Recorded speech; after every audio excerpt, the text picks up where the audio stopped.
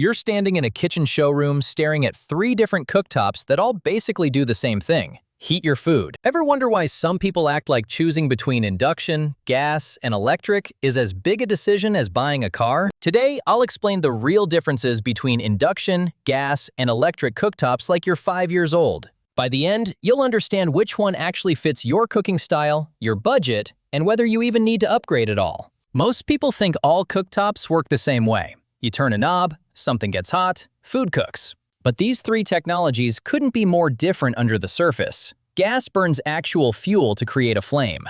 Electric runs electricity through metal coils or glass surfaces that get red hot. The heat radiates upward into your pan. Induction uses magnetic fields to turn your pan itself into the heat source. The cooktop barely gets warm. That's physics. And it matters because each method affects your cooking speed, your energy bill, your safety, and even your indoor air quality. Let's start with gas, because that's what professional chefs use in restaurant kitchens. Gas gives you instant heat the second you turn the knob. You see the flame, you feel the response. Turn it down, and the heat drops immediately. That tactile control is why people love it. Gas also works with any cookware you own: cast iron, aluminum, copper, warped pans, whatever. But here's what most people don't know. Gas is wildly inefficient. Only about 40% of the energy from that flame actually makes it into your food. The rest heats your kitchen, your face, and the air around the pan. That's why restaurant kitchens need massive ventilation hoods. And here's the part that matters to your health. Gas stoves release nitrogen dioxide and carbon monoxide directly into your home. Studies show gas stoves can increase childhood asthma risk by up to 42%. You're literally burning fossil fuel indoors without a tailpipe. Most homes don't have strong enough ventilation to deal with it. Yes, chefs love gas. But chefs also work in kitchens with industrial exhaust systems. Now let's talk about electric cooktops. These are the smooth glass surfaces most people already have. You turn them on, and coils underneath heat up. That heat radiates through the glass into your pan.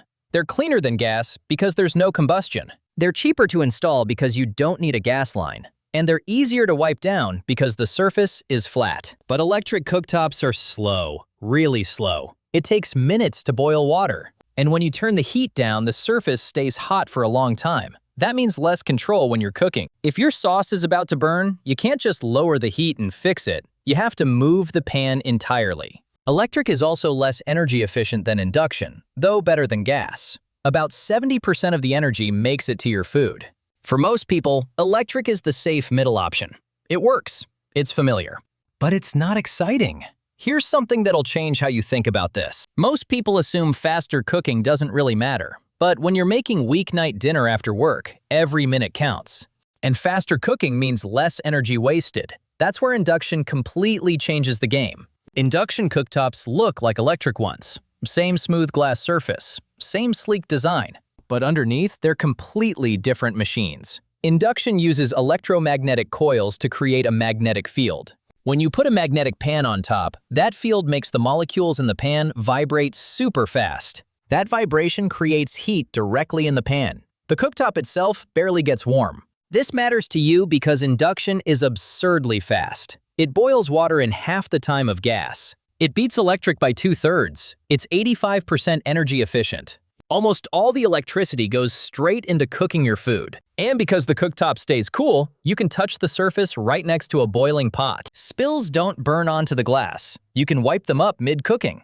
If you lift the pan, heating stops instantly. Put it back down, it resumes. It's the control of gas with the cleanliness of electric, plus speed that neither can match. But there's a catch. Induction only works with magnetic cookware. If a magnet sticks to the bottom of your pan, it'll work. If it doesn't, it won't. Most stainless steel and cast iron pans work fine. Aluminum, copper, and glass cookware won't work unless they have a magnetic base. So if you switch to induction, you might need to replace your pots and pans. That adds cost on top of everything else. And induction cooktops themselves are pricier up front. They usually start around $1,000 compared to $500 for electric and $600 for gas. Here's what you need to understand about the real cost. The sticker price is only part of the equation. Gas requires a gas line installation if you don't already have one. That can run $500 to $2,000.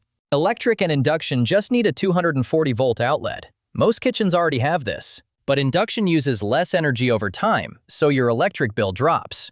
Gas costs fluctuate with fuel prices. Over 10 years, induction often pays for itself in energy savings, especially if you cook daily. Now let's talk about what it's actually like to cook on each one. Gas feels intuitive because you see the flame, but it heats unevenly. The center of the pan gets hotter than the edges. You get hot spots. Electric is even worse for hot spots because the coils heat specific zones. Induction heats the entire pan evenly because the magnetic field covers the whole base. That means better searing, more consistent sauces, and fewer burned edges. Safety is another huge factor most people overlook until something goes wrong. Gas has an open flame, that's always a risk. Kids can burn themselves just walking by. Loose sleeves can catch fire. Electric cooktops stay scorching hot for minutes after you turn them off. People forget and touch them. Induction is the safest by far. No open flame means no fire risk. The surface cools in seconds after you remove the pan. If there's no pan detected, it won't even turn on.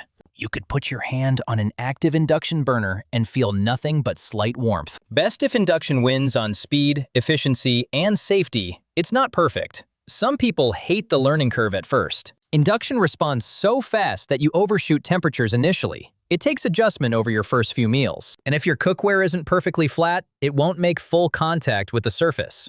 You lose efficiency on warped pans. Here's another thing nobody tells you.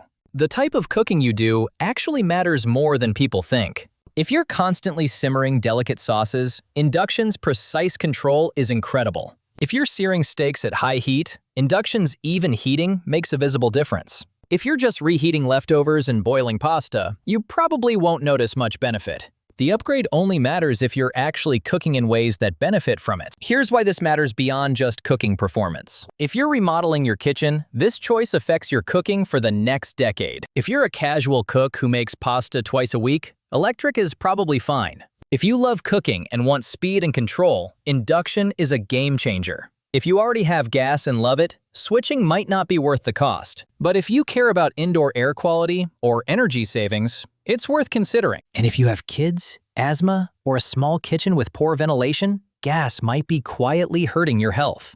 There's also a bigger trend happening that affects your options. Some cities are banning gas hookups in new construction because of climate goals. California, New York, and Seattle have all passed or proposed restrictions. If you're buying a new build home, gas might not even be an option soon. That means the future default is either electric or induction. And if you're choosing between those two, induction wins on almost every metric except upfront cost. So to recap the key differences, gas gives you instant visible control, but wastes energy and pollutes your indoor air. Electric is the budget-friendly option that's slow to heat and slow to cool. Induction is the fastest, safest, and most efficient choice, but it costs more upfront and requires magnetic cookware. Your decision depends on whether you value control, cost, speed, or health. None of these is objectively the best for everyone. So here's the real question. Is your current cooktop actually holding back your cooking, or are you falling for marketing hype about technology you don't really need?